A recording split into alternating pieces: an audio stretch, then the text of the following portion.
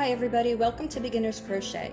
Before we get started, I'd like to talk about needle sizes and yarn content. When you're in the beginning process of learning how to crochet, I recommend a bigger needle size. The bigger the better. Some companies list hook sizes in numbers. For instance, here the biggest size is a 5.5 millimeter. Some companies listed in letters. So if you see anything with an HIJ or above, that's what you're looking for. As far as yarn content, this is an all cotton ball of yarn. I tend to like a natural fiber. It's very practical and very functional. You can throw it in the wash, you can throw it in the dryer. It's just a preference. I know a lot of yarns out there are acrylic.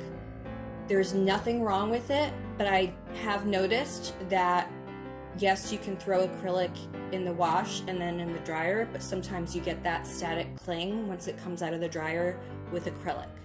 Your other option is wool, but wool tends to be itchy and you can't really throw it in the wash because it tends to shrink, so that is your other alternative. So again, my preference is an all-natural, very practical, very functional fiber.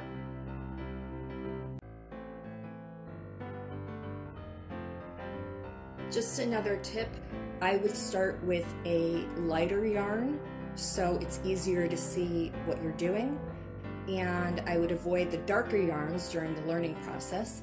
I would also avoid anything multicolored, so try to stick with a lighter yarn that's solid so that you're able to see any mistakes and how your learning process is evolving.